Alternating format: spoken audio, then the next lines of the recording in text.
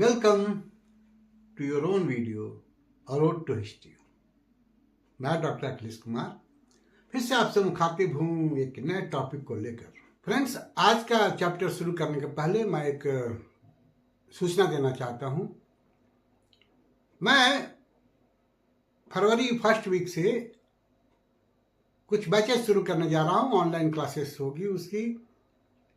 एक बैच तो मैं जून नेट के लिए शुरू करूँगा, नेट जेआरएफ हिस्ट्री ऑप्शनल के लिए, और एक बैच मैं सिविल सर्विसेज हिस्ट्री ऑप्शनल के लिए, मेन के लिए, और बीपीएससी मेन हिस्ट्री ऑप्शनल के लिए मैं बैच शुरू करूँगा। इससे अगर संबंधित और जानकारी लेनी है, कोर्स के बारे में डिटेल जानना है, या अगर आपको क्लासेस ज्वाइन करनी है तो आप हमको कांटेक्ट कर सकते हैं। मेरा फ़ोन नंबर है 8750651740। प्राचीन भारत में भूमि अनुदान प्रथा की शुरुआत हुई, फिर उससे सामंतवाद का जन्म हुआ, और यह भूमि अनुदान की जो प्रक्रिया है उसने कई चीजों को जन्म दिया। जैसे एक नया काडर, एक नया वर्ग, सामंत वर्ग पैदा हुआ, और उसके साथ ही एक अर्ध गुलाम वर्ग या अर्ध गुलामी की व्यवस्था की भी शुरुआत हुई, जिसको यूरोप में तो सर्फडम कहते हैं। हालांकि यहाँ यूरोप की तरह का सर्फडम नहीं था, लेकिन बेगार की प्रथा की भी शुरुआत हुई। यहां तक कि भक्ति की जो परंपरा है उसको भी हम इससे जोड़ के देख सकते हैं एक हद तक, और इसने प्रशासनिक व्यवस्था को भी प्रभावित किया है। तो सबसे पहले हम ये जानने का प्रयास करें कि ये भूमि अनुदान की प्रक्रिया जो है इसकी शुरुआत कब होती है। ऐतिहासिक रूप से अगर हम देखें तो सातवाहन काल में, मौर्य साम्राज्य के पतन के बाद, जब सातवाहन कई राज्य बने, उसमें एक राज्य था सातवाहनों का। तो सातवाहनों के शासन काल में सबसे पहले भूमि अनुदान की प्रथा की जानकारी मिलती है, जहां ब्राह्मणों को अश्वमेध यज्ञ करवाने के दक्षिणा के रूप में राजाओं के द्वारा भूमि अनुदान दी जाती थी। कुछ प्रमाण इसके भी मिले हैं कि कई अधिकारियों को भी भूमि अनुदान प्राप्त होते थे, उनको दिया जाता था, लेकिन वो एक तरह से राजस्व का अनुदान था, रेवेन्यू का ग्रांट था। ये प्रथा जो है भूमि अनुदान की प्रथा, यह गुप्त काल में बहुत बढ़ जाती है। गुप्त काल में सैकड़ों गांव दान में दिए जाने लगे, और सिर्फ ये रेवेन्यू का ग्रांट नहीं होता था। जो लैंड रेवेन्यू का ग्रांट खास करके सातवाहनों के समय में देखा गया, वो गुप्त काल में नहीं देखा गया। गुप्त काल में ये देखा गया कि जो पर्टिकुलर क्षेत्र या गांव दान में दिए जाते थे, उस क्षेत्र की प्रशासनिक व्यवस्था या प्रशासन करने का अधिकार भी डेलीगेट कर दिया जाता था राजा के द्वारा। जिसको अनुदान दिया जाता था उसको प्रशासन करने का अधिकार भी दे दिया जाता था।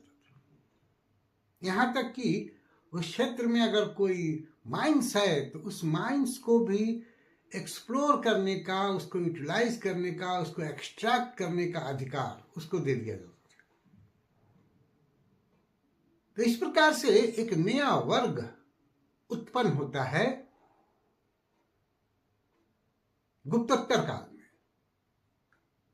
और उसी वर्ग को सामंत कहा गया, और इसी से सामंतवाद का विकास हुआ।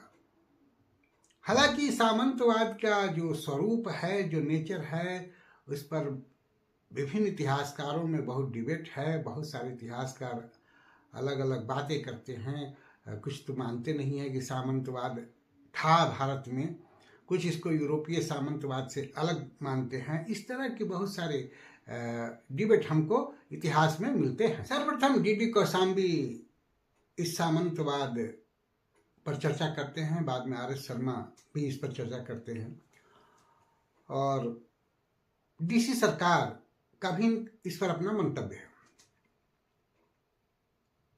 अगर एक सामान्य परिभाषा दें हम सामंतवाद का, तो सामंतवाद एक भूमि से संबंधित श्रृंखला है जिसमें अनुदान कर्ता जो है वो सर्वोपरि होता है, और जो अनुदान ग्रही है वह उसके अंतर्गत एक भू क्षेत्र का स्वामी होता है। उसे राजस्व संबंधी अधिकार तो प्राप्त होता ही है, साथ ही उसको प्रशासनिक और न्यायिक अधिकार भी प्राप्त होता है जो अनुदान ग्रही होता है, और किसान उसके अंतर्गत रह के उसके भूमि को जोतने के लिए बाध्य होते हैं, एक तरह से उसकी संपत्ति होते हैं। तो यह सामान्य परिभाषा दी जाती है सामंतवाद या फ्यूडलिज्म की। फ्यूडलिज्म जो है वह फ्यूडम शब्द से निकला है, जिसका तात्पर्य फीफ या आनुवांशिक भूमि अनुदान होता था। इस व्यवस्था में किसान सर्फ या अर्धदास के समान होते थे। जो सामंत का जमीन जोतने के लिए बाध्य थे वो किसी और का जमीन जोत नहीं सकते थे, या उस क्षेत्र को छोड़कर भी नहीं जा सकते थे। सामंतवाद एक पिरामिडिकल व्यवस्था थी। इस पिरामिड में राजा सर्वोपरि सबसे ऊपर होता था, और उसके अंतर्गत सारे सामंत होते थे, और सबसे निचले स्तर पर किसान होता था। जो सामंत होते थे वो राजा को नजराना देते थे सालाना, उसको सैनिक सेवा देते थे, सैनिक सहायता देते थे, और एक तरह से उसके अंतर्गत होते थे। हालांकि बाद में कई बार यह भी देखा गया कि जब सामंत बहुत ताकतवर हो गया तो वह राजा के आदेशों को मानने के लिए बाध्य नहीं रहा, वो अपना मनमाना करना शुरू कर दिया। ये एक ऐसी व्यवस्था जन्म ली, खास करके गुप्तोत्तर काल में, यहां तक कि गुप्त काल में भी अगर हम देखें तो, जो राजा के सैनिक और आर्थिक शक्ति को कमजोर कर दिया।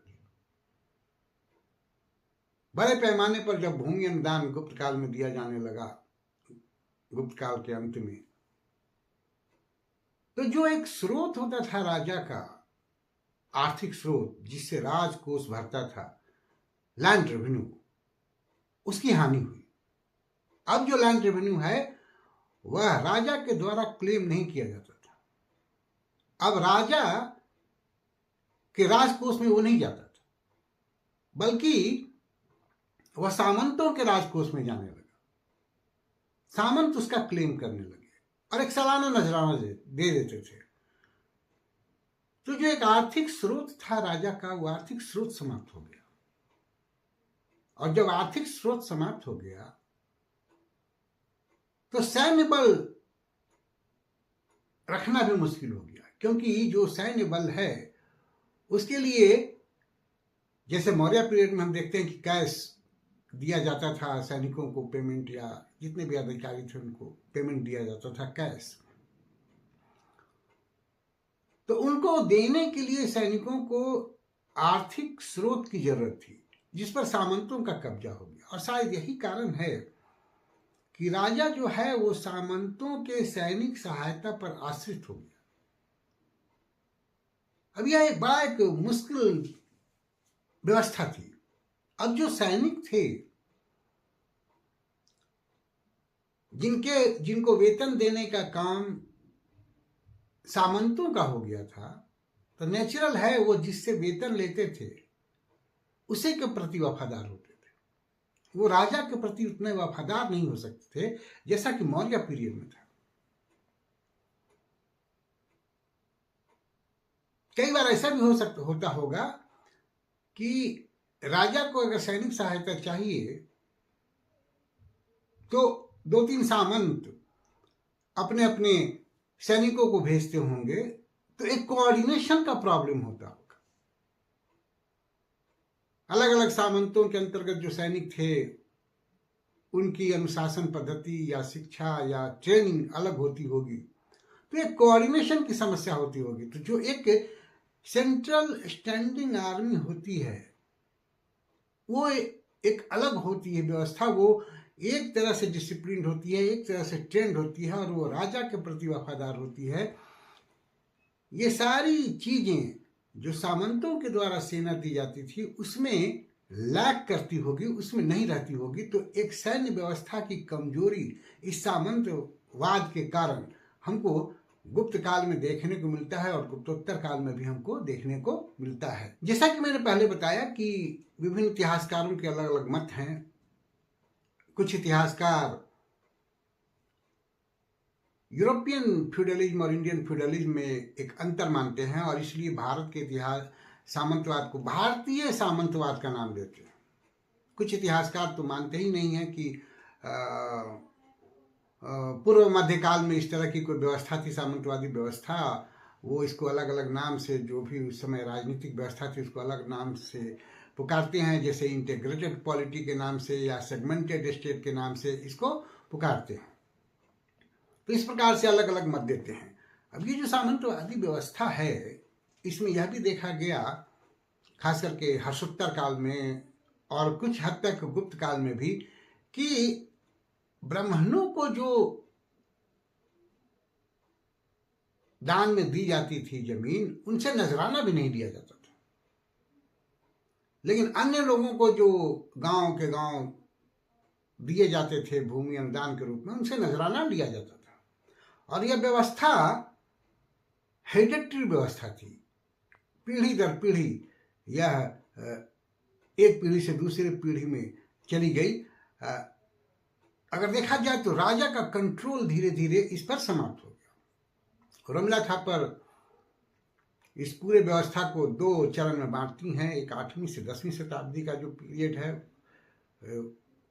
जो ट्रांजिशन का पीरियड वो मानती हैं, और 10वीं से 12वीं शताब्दी का जो पीरियड है उसको वो मैच्योर फेज या परिपक्व काल कहती हैं, जो सामंतवाद का परिपक्व काल या मैच्योर फेज था। अगर हम कुछ सामंतवाद के सामान्य विशेषताओं पर बात करें या उसके फीचर्स पर बात करें, तो जो देखा गया कि राजा संप्रभु होता था और सामंत उसके अंतर्गत होता था। समय समय पर सामंत राजा के आदेशों का पालन करता था, उसके दरबार में उपस्थित होता था, उसको नजराना देता था। सामंत संप्रभु द्वारा जारी किए गए मुद्रा का प्रयोग करता था, उन्हीं मुद्राओं का वो प्रयोग करता था, वो अपनी मुद्रा नहीं निकालता था। यह भी देखा गया कि कई बार कि सामंत अपनी पुत्री का विवाह संप्रभु से या राजा से करता था।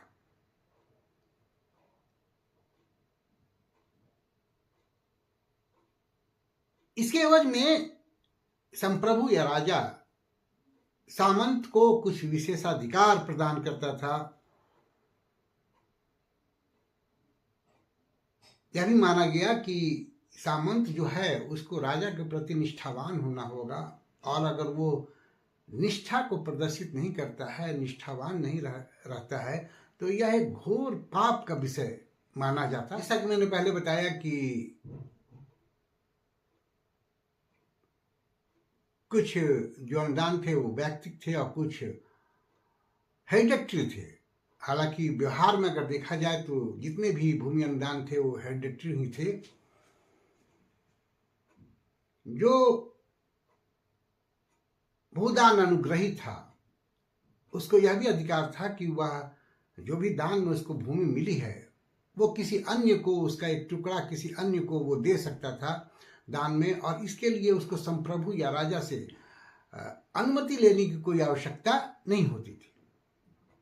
वह अपने विल पर, अपने अधिकार के हिसाब से वो दूसरे को दे सकता था। यह भी देखा गया कि इस व्यवस्था ने बेगार की प्रथा या विष्टि, जिसको विष्टि कहते हैं, उस प्रथा को विकसित किया। और किसान की जो स्थिति थी, अगर हम उसको सर्फडम से ना जोड़ें, अर्धदास ना माने, तो भी उनका जो मोबिलाइजेशन है, उनकी जो गतिशीलता है, उस पर एक रोक लग गई थी। वो किसी दूसरे क्षेत्र में जाकर किसानी नहीं कर सकते थे। एक तरह से वो बाध्य थे सामंत के खेत को जोतने के लिए, उस पर कृषि करने के लिए। कई बार जो सामंत थे वो मंदिरों को भी भू अनुदान देते थे, जिससे मंदिरों का खर्च होता था, देख रेख होता था, उसका खर्च चलता था। तो ये प्रथा भी हमको देखने को सामंतवाद में मिलती है। इस व्यवस्था में सामंतों के लिए एक ऐशो आराम की जिंदगी की शुरुआत होती है, जो किसानों के शोषण पर आधारित। अगर देखा जाए तो ये सामंतवादी व्यवस्था जो है, या भारतीय सामंतवाद कहें, जिस नाम से भी पुकारे, तो इससे कई गड़बड़ी पैदा हुई। सर्वप्रथम जो गड़बड़ी पैदा हुई वो ये कि जो राजा की प्रशासनिक व्यवस्था थी, और खास करके गुप्त काल और गुप्तोत्तर काल में हम देखें, उस पर राजा का नियंत्रण कमजोर हो गया। राजा उतना ताकतवर नहीं रहा। कई बार हम देखते हैं, यहाँ तक कि हर्ष काल में या हर्षोत्तर काल में भी देखा गया कि मंत्रिमंडल पर भी सामंतों का ही वर्चस्व रहता था। तो ये सामंत वर्ग ताकतवर हो गया और राजा कमजोर हो गया, उसकी प्रशासनिक पकड़ कमजोर हो गई।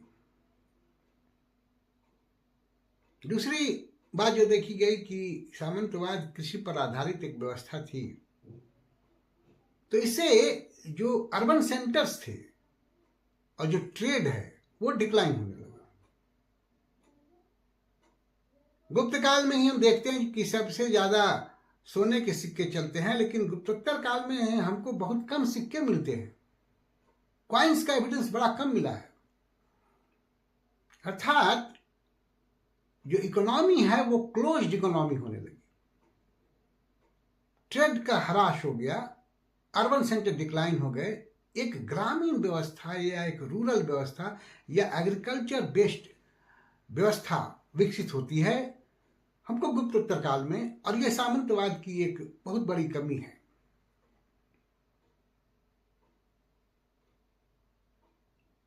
फिर किसानों की स्थिति बहुत ही खराब हो गई। और अगर देखा जाए तो इस सामंतवादी व्यवस्था में जो कृषि आधारित व्यवस्था थी, और हम गुप्त काल से ही देखते हैं कि महिलाओं की स्थिति भी ज्यादा खराब हो जाती है। हालांकि महिलाओं की स्थिति शुरू से ही खराब होते रही है, लेकिन गुप्त काल तक आते आते महिलाओं को पुरुष की संपत्ति मान ली गई। तो क्या ऐसा नहीं है कि जिस तरह से जमीन जो है, वो लैंड जो है, उस पर सामंतों का अधिकार मान लिया गया, उसको संपत्ति मान ली गई, और किसान जो है वो भी एक तरह से संपत्ति थे सामंतों के। तो जो हमारा एक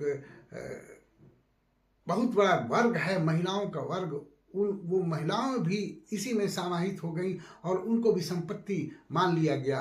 उन पर पुरुषों का वर्चस्व ज्यादा बढ़ गया। तो ये एक सामाजिक गड़बड़ी होती है। मतलब भले हम सर्फडम ना कहें, यूरोपियन सर्फडम, लेकिन मोर और लेस कुछ उसी तरह की स्थिति किसानों की और फिर महिलाओं की भी स्थिति उसी तरह से हमको देखने को मिलती है। भक्ति पर बड़ा बल दिया जाता है इस पीरियड में। अब भक्ति मूवमेंट और भक्ति की शुरुआत कब हुई एक अलग एक चर्चा का विषय है, लेकिन गुप्त काल में देखा जाता है और गुप्तोत्तर काल में कि भक्ति पर बड़ा बल दिया जाता है। और शायद ये इसलिए दिया जाता है कि जो सामंत हैं, जो वो भी अपने आप को एक प्रभु के समान और वो एक परंपरा विकसित करना चाहते हैं, ताकि जो किसान हैं वो उनसे एक भक्ति दर्शाएं, एक समर्पण का भाव उनका रहे। क्योंकि भक्ति का जो मतलब होता है वो कंप्लीट सरेंडर ही होता है, और एक तरह से किसानों का सरेंडर हो, एक समर्पण हो सामंतों के प्रति। हालांकि वो जबरन समर्पण था, वो व्हील से समर्पण नहीं होता था, लेकिन एक इस तरह की कोशिश शायद की गई कि भक्ति भाव से सामंतों की इच्छाओं का पालन किसान करें, या जो भी मजदूर हैं वो करें, या जो प्रजा है एक तरह से वो करें। तो इस तरह की बातें भी विकसित होती हैं। तो ये सारी चीजें जो है, इसीलिए मैं इस वीडियो का जो टॉपिक रखा हूं भूमि अनुदान। भूमि अनुदान से ही इसकी शुरुआत होती है। जब भूमि अनुदान की परंपरा शुरू हुई तो ये भूमि अनुदान की परंपरा कई चीजों को जन्म देती है। सामंतवाद को जन्म देती है, एक नई प्रक्रिया को जन्म देती है। एग्रीकल्चर बेस्ड इकोनॉमी हो जाता है, क्लोज्ड इकोनॉमी होता है, ट्रेड का ह्रास होता है, अर्बन सेंटर का ह्रास होता है, किसानों की स्थिति खराब हो जाती है, बेगार की प्रथा विकसित होती है, विष्टि सिस्टम हम देखने में मिलता है, राजा की जो सैनिक शक्ति है वो कमजोर हो जाती है, आर्थिक शक्ति कमजोर हो जाती है, क्वाइंस समाप्त हो जाते हैं एक तरह से। तो एक जो देखने में मामूली बात लगती है, छोटी बात की भूमि अनुदान, या भूमि अनुदान जो है वो सामान्य चीज नहीं थी। इस भूमि अनुदान की प्रथा ने, अगर हम बिल्कुल कहें तो किसी अच्छे चीज को जन्म नहीं दिया, बहुत सारे कमजोरियों को जन्म दिया, समाज में बहुत सारे भेदभाव को जन्म दिया। जो निचला तबका था इस पिरामिड में, जो किसान, उसके शोषण को जन्म देता है। और जो अर्थव्यवस्था मौर्य पीरियड में इतनी विकसित थी, ट्रेड इतना विकसित था, उसको समाप्त कर देता है। जो पाटलिपुत्रा कॉस्मोपॉलिटन सिटी था मौर्य पीरियड में, हर्षवर्धन तक आते आते वो एक विलेज के रूप में परिवर्तित हो जाता है। तो जो एक अर्थव्यवस्था और ज्यादा विकसित हो सकती थी, उस अर्थव्यवस्था को कमजोर करने का काम इस सामंतवाद ने किया। इसके और भी बहुत सारे रिपरकशंस हैं, लेकिन फिलहाल जो मैं बताना चाहता हूं यही कि ये भूमि अनुदान की जो प्रथा है, इसने कई चीजों को जन्म दिया, कई कमजोरियों को जन्म दिया, और जिस तरह से हम छोटे छोटे टुकड़ों में बट गए, बड़े सामंत जमीन हो गए, और एक पर्टिकुलर क्षेत्र के प्रशासनकर्ता हो गए, मालिक हो गए। और शायद ये भी एक कारण रहा कि जब बाहर से मुसलमानों का आक्रमण हुआ तो हम इतने छोटे छोटे टुकड़ों में बटे हुए थे कि हम उस आक्रमण का मुकाबला नहीं कर पाए, और वर्षों तक फिर यहाँ पहले मुसलमानों का शासन रहा, बाद में अंग्रेजों का शासन रहा। तो ये भूमि अनुदान की प्रथा कई चीजों को जन्म दी।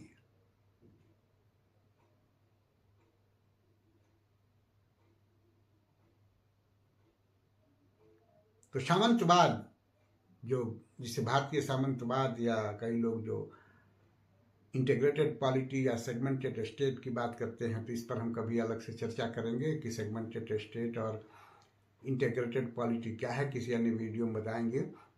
लेकिन जो भारतीय सामंतवाद का विकास हुआ इस भूमि अनुदान के प्रथा से, उसके राजनीतिक व्यवस्था में और सामाजिक व्यवस्था में भी बहुत सारे बुरे परिणाम भी हुए। तो आज के इस वीडियो में इतना ही। उम्मीद है कि आपको वीडियो अच्छा लगेगा। अच्छा लगे तो आप इसको खुद भी देखें, अपने दोस्तों को सजेस्ट करें, और मेरे चैनल को सब्सक्राइब करें। Thank you for watching me. See you again with a new video.